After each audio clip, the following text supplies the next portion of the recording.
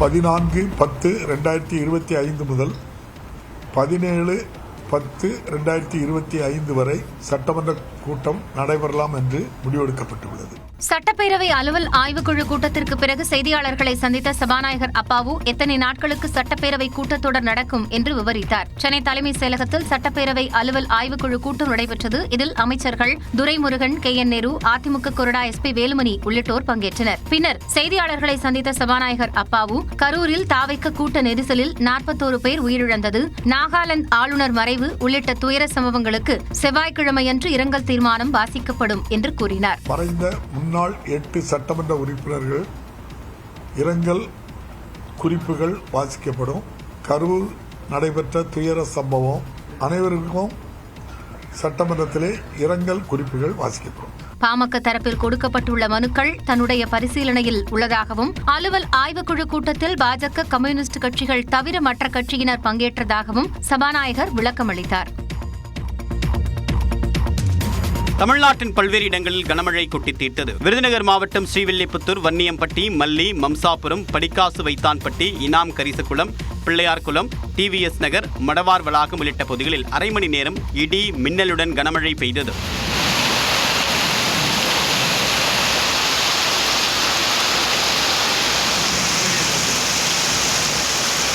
திருவண்ணாமலை, ஏந்தல், நல்லவன் பாளையம், வேங்கிக்கால், அடி அண்ணாமலை உள்ளிட்ட பல்வேறு பகுதிகளில் காற்றுடன் கூடிய கனமழை பெய்தது.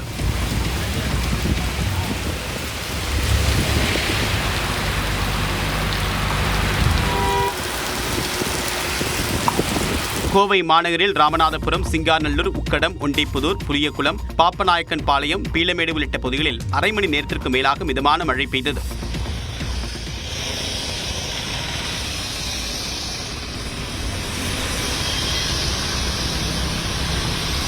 ராணிப்பேட்டை மாவட்டத்தில் தொடர்ந்து 4வது நாளாக கனமழை பெய்தது. வாலாஜாப்பேட்டை, ஆற்காடு, ராணிப்பேட்டை, அரக்கோணம், ஷோலிங்கர், நெமிலி, நவல்பூர், விசாரம், ரத்னகிரி, காவிரிப்பாக்கம் உள்ளிட்ட பல்வேறு பகுதிகளில் இடி மின்னலுடன் கூடிய கனமழை பெய்தது.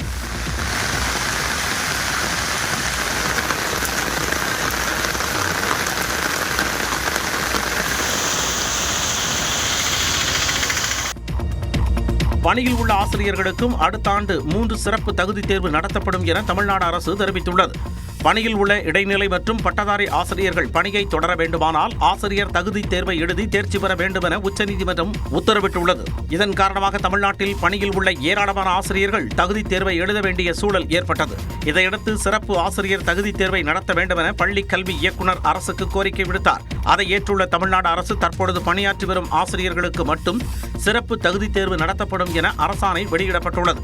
அதன்படி 2026ஆம் ஆண்டு ஜனவரி, ஜூலை மற்றும் டிசம்பர் மாதங்களில் சிறப்பு ஆசிரியர் தகுதி தேர்வு நடத்தவும், இதற்காக ஆசிரியர்களுக்கு மாநில கல்வி ஆராய்ச்சி மற்றும் சிறப்பு பயிற்சி நிறுவனத்தின் மூலம் பயிற்சி வழங்கவும் உத்தரவிடப்பட்டுள்ளது. 2026ஆம் ஆண்டு நடைபெறும் தகுதி தேர்வுகளின் முடிவுகளின்படி 2027ஆம் ஆண்டும் தகுதி தேர்வை நடத்த ஆசிரியர் தேர்வு வாரியத்திற்கு அனுமதி அளிக்கப்பட்டுள்ளது. தமிழ்நாடு மாநில பாடத்திட்டத்தின் கீழ் 11ஆம் வகுப்பு பொதுத் தேர்வினை ரத்து செய்வதற்கான அரசாணையை பள்ளிக்கல்வித்துறை வெளியிட்டுள்ளது. தமிழ்நாட்டில் கடந்த 2017-18ஆம் கல்வியாண்டு முதல் 11ஆம் வகுப்பு பொதுத் தேர்வு நடத்தப்பட்டு வருகிறது. இந்நிலையில் 11ஆம் வகுப்பு பொதுத் தேர்வை ரத்து செய்ய அண்மையில் வெளியிடப்பட்ட தமிழ்நாடு மாநில கல்விக் கொள்கையில் வலியுறுத்தப்பட்டிருந்தது. இதனை செயல்படுத்தும் விதமாக 11ஆம் வகுப்பு பொதுத் தேர்வை ரத்து செய்து அரசாணை வெளியிடப்பட்டுள்ளது. அதன்படி நடப்பு கல்வியாண்டு முதல் 11ஆம் வகுப்பு பொதுத் தேர்வு ரத்து செய்யப்படுகிறது. நடப்பு கல்வியாண்டில் 11ஆம் வகுப்பு படிக்கும் மாணவர்களுக்கு 2017-18ஆம் கல்வியாண்டிற்கு முன்னர் இருந்த நடைமுறைப்படி தேர்வு நடத்தப்படும் என்றும், நடப்பு கல்வியாண்டு முதல் ஒருங்கிணைந்த மதிப்பெண் சான்றிதழ் அல்லாமல் 12ஆம் வகுப்பு மதிப்பெண் சான்றிதழ் மட்டுமே வழங்கப்படும் என்றும் தெரிவிக்கப்பட்டுள்ளது. ஏற்கனவே நடைபெற்ற 11ஆம் வகுப்பு பொதுத் தேர்வில் தோல்வியடைந்த மாணவர்களுக்கு 2030ஆம் ஆண்டு வரை அரியர் தேர்வு எழுதிக் கொள்ளவும் பள்ளிக்கல்வித்துறை அனுமதி வழங்கியிருக்கிறது. 11ஆம் வகுப்பில் தோல்வியடைந்தாலும் அவர்கள் 12ஆம் வகுப்பிற்கு செல்லலாம் என்றும், ஆனால் அதனை அரியர் தேர்வாக தொடர்ந்து எழுதி வெற்றி பெற வேண்டும் என்றும் தெரிவிக்கப்பட்டுள்ளது. தீபாவளி விடுமுறையை முன்னிட்டு கூடுதல் கட்டணம் வசூலிப்பதாக புகார் வந்துள்ள 10 ஆம்னி நிறுவனங்களும் கட்டணத்தை குறைக்காவிட்டால் நடவடிக்கை எடுக்கப்படும் என போக்குவரத்துத்துறை அமைச்சர் சிவசங்கர் எச்சரிக்கை விடுத்துள்ளார். கடலூரில் செய்தியாளர்களிடம் பேசிய அவர், தீபாவளிக்கு சிறப்பு பேருந்துகள் ஏற்பாடு செய்யப்பட்டுள்ளதாகவும் தனியார் பேருந்துகளை எந்த ஆண்டும் ஒப்பந்த அடிப்படையில் இயக்க முடிவு செய்யப்பட்டுள்ளதாகவும் கூறினார். ஆம்னி பேருந்துகளில் கட்டண உயர்வு இல்லாமல் கடந்த 2-3 ஆண்டுகளாக ஆம்னி பேருந்து உரிமையாளர் சங்கம் ஒத்துழைப்பு அளித்து வருகிறார்கள். இந்த ஆண்டும் அதேபோல ஒத்துழைப்பு அளிப்பதாக அவர்கள் உறுதியளித்திருக்கிறார்கள். இதனிடையே கூடுதல் கட்டணம் உள்ளிட்ட பிற புகார்களை தொலைபேசி, வாட்ஸ்அப் அல்லது குறுஞ்செய்தி வாயிலாக தெரிவிக்க புகார் எண்களை போக்குவரத்து துறை வெளியிட்டுள்ளது. இது தொடர்பாக வெளியிடப்பட்டுள்ள அறிக்கையில், அதிக கட்டணம் வசூலிக்கும் ஆம்னி பேருந்துகளை ஆய்வு செய்து உரிய நடவடிக்கை எடுக்க அனைத்து போக்குவரத்து ஆணையர்களுக்கும் அறிவுறுத்தப்பட்டுள்ளது. அரசு பேருந்துகள் மற்றும் அரசு விரைவு பேருந்துகள் செல்ல சுங்கச்சாவடிகளில் தனி வழி அமைக்கவும், அந்த வழிகளில் அரசு பேருந்துகள் விரைவாக செல்கின்றனவா என மோட்டார் வாகன ஆய்வாளர்கள் கண்காணிக்கவும் அறிவுறுத்தப்பட்டுள்ளது. மேலும் சுங்கச்சாவடிகளில் உள்ள போக்குவரத்து அதிகாரிகள் தமிழ்நாடு மற்றும் பிற மாநில ஆம்னி பேருந்துகளின் ஆவணங்களை சரிபார்க்கவும், அதில் விதிமீறல் இருந்தால் உடனடி நடவடிக்கை எடுக்கவும் உத்தரவிடப்பட்டுள்ளது. கரூர் கூட்ட நெரிசல் வழக்கை சிபிஐ விசாரிக்கும் என்றும் அதை ஓய்வு பெற்ற உச்சநீதிமன்ற நீதிபதி அஜய் ரஸ்தோகி தலைமையிலான 3 பேர் கொண்ட குழு கண்காணிக்கும் என்றும் உச்சநீதிமன்றம் தெரிவித்துள்ளது. அஜய் ரஸ்தோகி தலைமையிலான குழுவில் ஐஜி அந்தஸ்திலான 2 IPS அதிகாரிகள் இடம்பெறுவார்கள் என்றும் அவர்கள் தமிழ்நாட்டில் பணியாற்றினாலும் தமிழ்நாட்டை பூர்வீகமாக கொண்டிருக்கக்கூடாது எனவும் உச்சநீதிமன்றம் கூறியுள்ளது. கரூர் கூட்ட நெரிசல் வழக்கை சிபிஐ விசாரிக்கும் நிலையில் அதை ஓய்வு பெற்ற நீதிபதி தலைமையிலான குழு கண்காணிக்கும் என்றும் தேவைப்பட்டால் சிபிஐக்கு உரிய உத்தரவுகளை பிறப்பிக்கலாம் எனவும் உச்சநீதிமன்றம் உத்தரவிட்டுள்ளது.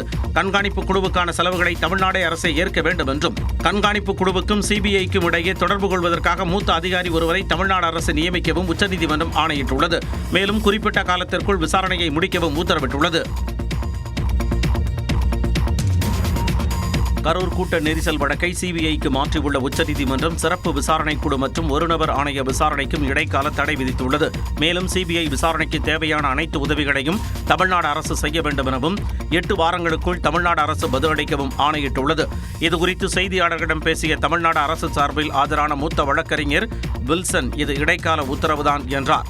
அது நிரந்தரமான உத்தரவு கிடையாது. Subject to the result of the final proceedings. இப்போ ஃபைனல் ப்ரொசீடிங்ஸில் கிடையாதுன்னு சொன்னால் போட்ட இடைக்கால உத்தரவு ரத்தாயிடும். மோசடியாக தீர்ப்பு பெறப்பட்டது தெரிய வந்தால் தீர்ப்பை திரும்பவும் பெற வாய்ப்புள்ளது என்று கூறினார். மேலும் கரூர் கூட்ட நெரிசல் வழக்கில் சிபிஐ விசாரணையை கேட்காதவர்கள் உச்சநீதிமன்ற தீர்ப்பை கொண்டாடுவது ஏன் எனவும் வில்சன் கேள்வி எழுப்பினார். இதனிடையே கரூர் பெருந்துயர் வழக்கை சிபிஐ விசாரிக்க உச்சநீதிமன்றம் உத்தரவிட்டுள்ளதற்கு அதிமுக வரவேற்பு தெரிவித்துள்ளது.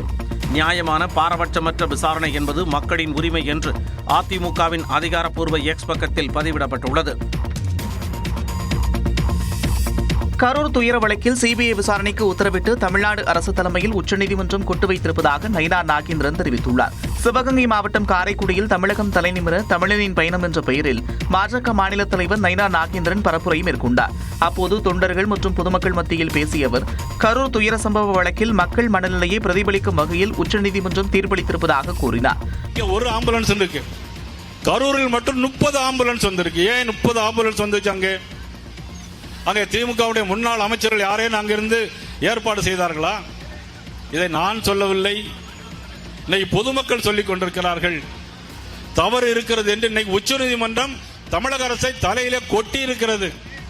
இன்னைக்கு தலை குனிந்து நிற்கிறார்கள் தமிழக அரசாங்கம். உச்சநீதிமன்றத்தின் அடுக்கடுக்கான கேள்விகளுக்கு தமிழ்நாடு அரசு பதிலளிக்க வேண்டும் என்றும் நயினா நாகேந்திரன் தெரிவித்தார். கரூர் கொடூர சம்பவத்தில் உண்மை விரைவில் வெளிவரும் என்று மத்திய இணையமைச்சர் எல்முருகன் தெரிவித்துள்ளார். எக்ஸ் பக்கத்தில் பதிவிட்டுள்ள அவர், ஓய்வு பெற்ற உச்சநீதிமன்ற நீதிபதி மேற்பார்வையில் சிறப்பு புலனாய்வு குழு அமைக்க உச்சநீதிமன்றம் உத்தரவிட்டிருப்பது வரவேற்கத்தக்கது என்று தெரிவித்துள்ளார். இதேபோல ஓய்வு பெற்ற உச்சநீதிமன்ற நீதிபதி மேற்பார்வையில் நடத்தப்படும் சிபிஐ விசாரணை உண்மைகளை வெளிக்கொண்டு வரும் என்று பாமக தலைவர் அன்புமணி ராமதாஸ் நம்பிக்கை தெரிவித்துள்ளார். அவர் வெளியிட்டுள்ள அறிக்கையில், உயிரிழப்புக்கு காரணமான அனைவரும் சட்டத்தின் முன்பு நிறுத்தப்பட்டு தண்டிக்கப்பட வேண்டும் என்றும் வலியுறுத்தியுள்ளார். அதே நேரத்தில் சிபிஐ அதிகாரிகளுக்கு 2-3 மூளையா உள்ளது என்று நாம் தமிழர் கட்சியின் தலைமை ஒருங்கிணைப்பாளர் சீமான் கேள்வி எழுப்பியுள்ளார். சிபிஐயில் இருக்கிற அதிகாரிகளுக்கு 2-3 மூளை இருக்கா? அப்படி ஒன்றும் இல்லை. இப்போ இத்தனை ஆண்டுகளில் சிபிஐ விசாரித்து நிரூபித்த ஒரு பெரிய இது ஏதாவது ஒரு வழக்கு இதை நியாயத்தை பெற்றுக் கொடுத்து அப்படி ஏதாவது சொல்லுங்கள் பார்ப்போம். புலன் விசாரணை, அவங்களுடைய புலன் விசாரணை நல்லா இருக்காது. எங்கள் அண்ணன் செல்வமணி எடுத்து கேப்டன் விஜயகாந்த் நடித்த படம் புலன் விசாரணை வேணால் நல்லா இருக்கும். கரூர் விவகாரத்தில் தங்களுக்கு தெரியாமலேயே தங்களது பெயரில் உச்சநீதிமன்றத்தில் மனுக்கள் தாக்கல் செய்யப்பட்டிருப்பதாக 2 பேர் தெரிவித்த விவகாரம் தொடர்பாக சென்னை உயர்நீதிமன்றம் தாமாக முன்வந்து விசாரிக்க வேண்டும் என்று தமிழ்நாடு பாஜக முன்னாள் தலைவர் அண்ணாமலை கோரிக்கை விடுத்துள்ளார். தலைமறைவாக இருப்பதாக கூறப்பட்ட தாவேக பொதுச் செயலாளர் ஆனந்த் சென்னை நீலாங்கரையில் உள்ள கட்சித் தலைவர் விஜயை சந்தித்து ஆலோசனை நடத்தினார். கடந்த செப்டம்பர் 27ஆம் தேதி கரூரில் நடந்த விஜயின் பிரச்சார கூட்டத்தில் ஏற்பட்ட கூட்ட நெரிசலில் சிக்கி 41 பேர் உயிரிழந்த நிலையில் அது தொடர்பாக தாவேக பொதுச் செயலாளர் ஆனந்த், நிர்மல்குமார், கரூர் வடக்கு மாவட்ட செயலாளர் மதியழகன் உள்ளிட்டோர் மீது வழக்கு பதிவு செய்யப்பட்டது. இதில் மதியழகன் உள்ளிட்ட நிர்வாகிகள் கைது செய்யப்பட்டிருக்கும் நிலையில் நிர்மல்குமார், ஆனந்த் தலைமறைவானதாக கூறப்பட்டது. தொடர்ந்து முன்ஜாமீன் கோரி உயர்நீதிமன்ற மதுரை கிளையில் நிர்மல்குமார், ஆனந்த் தாக்கல் செய்த மனு தள்ளுபடி செய்யப்பட்ட நிலையில் மீண்டும் முன்ஜாமீன் கோரி மனு தாக்கல் செய்துள்ளனர். இந்நிலையில் கரூர் விவகாரத்தை சிபிஐ விசாரிக்க உத்தரவிட்ட உச்சநீதிமன்றம் தமிழக அரசின் அருணா ஜெகதீசன் ஆணையம் மற்றும் SIT விசாரணையை நிறுத்தி வைத்தது. இதனால் ஆனந்த் வெளியே வந்து சென்னை நீலாங்கரையில் உள்ள விஜயின் வீட்டில் அவரை சந்தித்து ஏறத்தாழ 20 நிமிடங்கள் ஆலோசனை நடத்தினார். தொடர்ந்து காரில் புறப்பட்ட ஆனந்த் புதுச்சேரி நோக்கி சென்றார். PF பணத்தை பயனாளர்கள் இனி மொத்தமாக எடுத்துக் கொள்ளலாம் என்று மத்திய அரசு அறிவித்துள்ளது. தொழிலாளர்களின் நலனுக்காக வருங்கால வைப்பு நிதி எனப்படும் PF திட்டத்தை மத்திய அரசு செயல்படுத்தி வருகிறது. இந்த PF கணக்கில் தொழிலாளர்களின் மாத ஊதியத்திலிருந்து குறிப்பிட்ட தொகையும் அவர்கள் பணியாற்றும் நிறுவனங்கள் மூலம் குறிப்பிட்ட தொகையும் செலுத்தப்பட்டு வருகிறது. இந்நிலையில் டெல்லியில் மத்திய தொழிலாளர் துறை அமைச்சர் மன்சுக் மாண்டவியா தலைமையில் நடைபெற்ற ஆலோசனைக் கூட்டத்தில் வருங்கால வைப்பு நிதி திட்ட விதிகளில் திருத்தம் கொண்டுவர முடிவு செய்யப்பட்டது.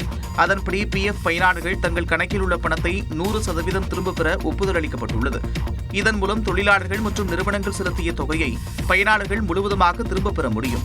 அதேபோல திருமணம் மற்றும் கல்வி செலவுக்காக பணத்தை திரும்பப் பெறுவதற்கான வரம்புகள் மாற்றியமைக்கப்பட்டுள்ளன. அதன்படி கல்வி தேவைக்காக 3 முறைக்கு பதிலாக 10 முறையும், திருமண தேவைக்காக 3 முறைக்கு பதிலாக 5 முறையும் எடுத்துக்கொள்ள அனுமதிக்கப்படும். தேவைக்கான காரணங்கள் 13 அத்தியாவசியம், வீட்டுத் தேவை மற்றும் சிறப்பு சூழ்நிலை என 3 வகைகளாக குறைக்கப்பட்டுள்ளன. பேரிடர், வேலையின்மை போன்ற சிறப்பு சூழ்நிலை பிரிவில் தேவைக்கான காரணத்தை குறிப்பிட தேவையில்லை என்றும் தெரிவிக்கப்பட்டுள்ளது. இதனால் விண்ணப்பங்களின் நிராகரிப்பு குறைய வாய்ப்பு இருப்பதாகவும் கூறப்படுகிறது. IRCTC ஹோட்டல் தொடர்பான ஊழல் வழக்கில் லாலு பிரசாத் மற்றும் அவரது குடும்பத்தினர் மீது குற்றச்சாட்டுகளை பதிவு செய்த டெல்லி நீதிமன்றம் அதிகாரத்தை துஷ்பிரயோகம் செய்து சதியில் ஈடுபட்டுள்ளதாக கண்டனத்தை தெரிவித்துள்ளது. கடந்த 2004 முதல் 2009 வரை ரயில்வே அமைச்சராக லாலு பிரசாத் இருந்தபோது IRCTC-யின் கீழ் ராஞ்சி மற்றும் பூரி ஹோட்டல்களின் பராமரிப்பு உள்ளிட்ட பணிகளை தனியாருக்கு டெண்டர் விட்டதில் முறைகேடு நடந்ததாக புகார் எழுந்தது. சுஜாதா என்ற நிறுவனத்திற்கு இந்த ஒப்பந்தம் வழங்கியதற்காக ஒரு பினாமி நிறுவனம் மூலம் 3 ஏக்கர் நிலத்தை லாலு பிரசாத் பெற்றதாக சிபிஐ குற்றம் சாட்டியது. இது தொடர்பாக 2017ஆம் ஆண்டில் லாலு பிரசாத், மனைவி ராப்ரி தேவி, அவரது மகன் தேஜஸ்வி ஆகியோர் மீது சிபிஐ வழக்கு பதிவு செய்தது. இந்த வழக்கு டெல்லி நீதிமன்றத்தில் திங்கட்கிழமை விசாரணைக்கு வந்த நிலையில் மோசடி, கிரிமினல் சதி, ஊழல் தடுப்புச் சட்டத்தின் கீழ் குற்றச்சாட்டுகள் பதிவு செய்யப்பட்டன. குறிப்பிட்ட நிலப்பகுதிகளை ராப்ரி தேவி, தேஜஸ்வி பெயருக்கு மாற்றியதற்கான ஆதாரங்களை சிபிஐ உறுதி செய்ததாக நீதிபதி தெரிவித்தார். சதி செயல் மூலம் நிலத்தை குறைந்த விலைக்கு வாங்க லாலு தனது செல்வாக்கை பயன்படுத்தியிருப்பதாகவே ஆரம்பகட்ட விசாரணை காட்டுவதாகவும் நீதிமன்றம் கூறியது. அதே நேரம் லாலு பிரசாத் யாதவ், ராப்ரி தேவி, தேஜஸ்வி யாதவ் உள்ளிட்டோர் தங்கள் மீதான குற்றச்சாட்டுகளை மறுத்துள்ளனர். हार्वर्ड NCR से लेकर के IIM के बच्चे लालू जी से पढ़ने आए, मैनेजमेंट गुरु के नाम से जाना गया. பீகாரில் சட்டமன்ற தேர்தலுக்கு சில வாரங்கள் மட்டுமே இருக்கும் சூழலில் டெல்லி நீதிமன்றத்தின் இந்த உத்தரவு முக்கியத்துவம் வாய்ந்ததாக பார்க்கப்படுகிறது. கர்நாடக தேர்தலின் போது வாக்குத் திருட்டு நடைபெற்றது குறித்து விசாரிக்க சிறப்பு புலனாய்வு குழு அமைக்க வேண்டும் என்ற பொதுநல வழக்கை உச்சநீதிமன்றம் ஏற்க மறுத்துள்ளது. கர்நாடகாவில் கடந்த நாடாளுமன்ற தேர்தலின் போது பெங்களூரு மத்திய தொகுதியில் வாக்காளர் பட்டியலில் மிகப்பெரிய அளவில் முறைகேடு நடந்திருப்பதாகவும் இதுகுறித்த சிறப்பு விசாரணை குழு விசாரிக்க வேண்டும் என்றும் மக்களவை எதிர்க்கட்சித் தலைவர் ராகுல் காந்தி கூறியிருந்தார். இந்நிலையில் காங்கிரஸ் தரப்பில் உச்சநீதிமன்றத்தில் பொதுநல வழக்கை தாக்கல் செய்த வழக்கறிஞர் ரோஹித் பாண்டே வாக்கு திருட்டு குறித்து விசாரிக்க ஓய்வு பெற்ற நீதிபதி தலைமையிலான சிறப்பு விசாரணை குழு அமைக்க உத்தரவிட வேண்டும் என்றும் கோரிக்கை விடுத்திருந்தார். இதனை விசாரித்த நீதிபதி சூரியகாந்த் தலைமையிலான அமர்வு தேர்தல் ஆணையத்தில் இது தொடர்பாக முறையிடுமாறு கூறியதுடன் மனுவை தள்ளுபடி செய்து உத்தரவிட்டனர். பாஜக வாக்கு திருட்டில் ஈடுபடுவதாக ராகுல் காந்தி குற்றம் சாட்டியிருந்த நிலையில் தெலுங்கானாவில் காங்கிரஸ் வாக்கு திருட்டில் ஈடுபட்டுள்ளதாக BRS கட்சி புகார் அளித்துள்ளது. இந்திய தேர்தல் ஆணையத்தின் துணை கொண்டு மத்தியில் ஆளும் பாஜக வாக்கு திருட்டில் ஈடுபட்டுள்ளதாக காங்கிரஸ் MP ராகுல் காந்தி தொடர்ந்து குற்றச்சாட்டு தெரிவித்து வருகிறார். இந்நிலையில் தெலுங்கானாவில் காங்கிரஸ் அரசு வாக்கு முறைகேட்டில் ஈடுபட்டுள்ளதாக தேர்தல் ஆணையத்தில் BRS கட்சியின் செயல் தலைவர் ராமாராவ் புகார் அளித்துள்ளார். தொடர்ந்து செய்தியாளர்களிடம் பேசிய அவர், 19,000க்கும் மேற்பட்ட போலி வாக்காளர்கள் கண்டறியப்பட்டிருப்பதாக கூறினார். More than 19,000 votes seem to be fake and fraud, which have been enlisted as part of the voter list. We are saying that the local Congress party here, Congress government here, in collusion with the local officers, grassroots level officers, has indulged in several malpractices. தேர்தல் ஆணையம் நடவடிக்கை எடுப்பதாக உறுதியளித்திருப்பதாகவும் ராமாராவ் தெரிவித்தார்.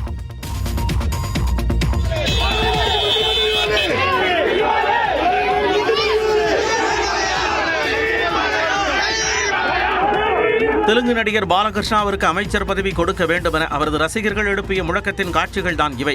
தெலுங்கு திரையுலகின் முன்னணி நட்சத்திரமாக காணப்படும் பாலகிருஷ்ணா ஆந்திராவில் ஆளும் தெலுங்கு தேசம் கட்சியின் இந்துபுரம் சட்டமன்ற உறுப்பினராகவும் உள்ளார். இந்நிலையில் இந்துபுரம் சென்ற பாலகிருஷ்ணாவிற்கு அவரது தொண்டர்கள் உற்சாக வரவேற்பு அளித்தனர். திடீரென பாலகிருஷ்ணாவின் காரை வழிமறித்த அவரது ரசிகர்கள் ஆந்திர அமைச்சரவையில் பாலகிருஷ்ணா இடம்பெற வேண்டும் என கோரிக்கை விடுத்தனர்.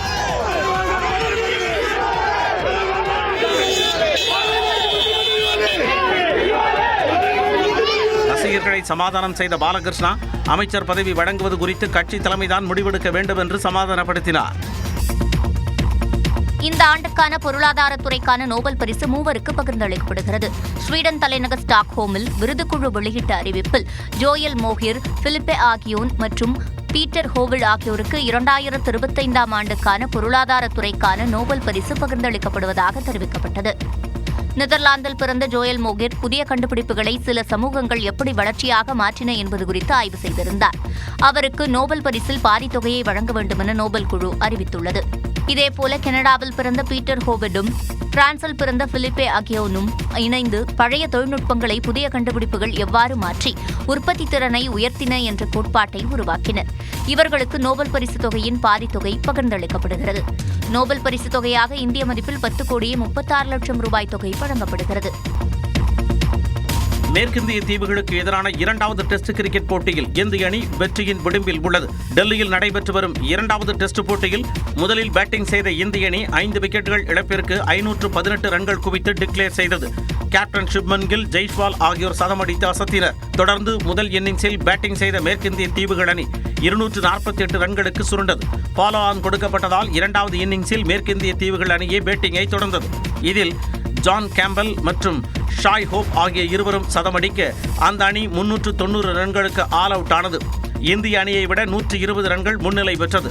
இதையடுத்து 121 ரன்கள் எடுத்தால் வெற்றி என்ற எளிய இலக்குடன் 2வது இன்னிங்ஸை தொடங்கிய இந்திய அணி 4வது நாள் ஆட்ட நேர முடிவில் 1 விக்கெட் இழப்பிற்கு 63 ரன்கள் எடுத்துள்ளது. KL ராகுல் 25 ரன்களுடனும் சாய் சுதர்சன் 30 ரன்களுடனும் களத்தில் உள்ளனர். OV, when fans whistle.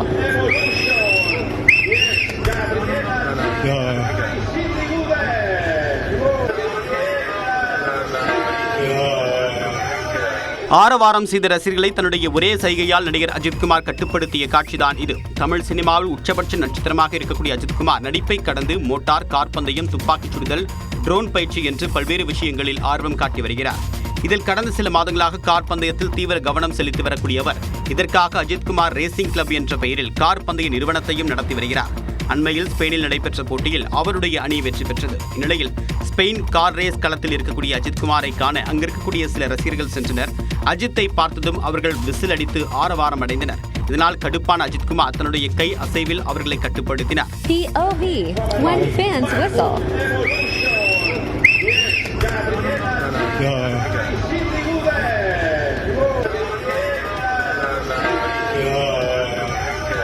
இது தொடர்பான காட்சிகள் தற்போது சமூக வலைதளத்தில் அதிகம் பகிரப்பட்டு வருகின்றன.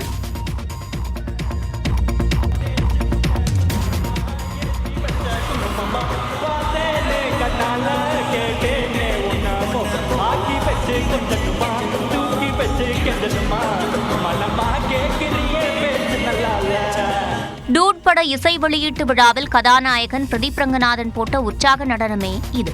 கீர்த்தீஸ்வரன் இயக்கத்தில் பிரதீப் ரங்கநாதன், மமிதா பைஜு நடித்துள்ள டூட் படத்தின் இசை நிகழ்ச்சி சென்னை தாம்பரத்தில் உள்ள தனியார் கல்லூரியில் நடைபெற்றது. அதில் நடிகர் பிரதீப் ரங்கநாதன் போன்று வேடமிட்டு வந்து நகைச்சுவை நடிகர் GP முத்து கூட்டத்தில் சிரிப்பலையை ஏற்படுத்தினார். முன்னாடி இல்லை, இப்போ எல்லா ஹீரோனையும் நீ உங்க கூட தான் பின்னாடியே வராங்க. இப்போ இந்த மமதாஜி கூட அப்படி எப்படின்னா மம்தா பானர்ஜி, மம்தா பைஜு அவர்கள் நிகழ்ச்சியில் பேசிய நடிகர் பிரதீப் ரங்கநாதன் லவ் டுடே படத்திலேயே மமிதா பைஜுவை நடிக்க வைக்க முயன்றதாக கூறினார். ஒன்றுத்த சாப்பாடை அப்பளத்தை ஒட்டச்சு நக்கி சாப்பிட்ற மாதிரி ஒரு வீடியோ பார்த்தேன். பயங்கரமாக இருந்துச்சு. செம்மையாக எக்ஸ்பிரஷன்லாம் தராங்களே அப்படின்னு சொல்லிட்டு இவங்களை காண்டாக்ட் பண்ணோம். காண்டாக்ட் பண்ணால் அப்போ மணங்கான் அப்போ அவங்க பண்ணுறதா இருந்தது. ரொம்ப பிஸியாக இருந்தாங்க. என்னென்னமோ ட்ரைலாம் பண்ணேன். மணங்கான் டீம்கிட்ட பேசினேன், என்னென்ன ட்ரை பண்ணேன். ஆனால் அந்த டைம் ஒர்க் பண்ண முடியல. தமிழ் மக்களின் இத்தனை அன்பிற்கும் நன்றி என்ற நடிகை மமிதா சாய் அபியங்கருடன் பணியாற்ற வேண்டும் என்ற விருப்பம் நிறைவேறியதாக கூறினார்.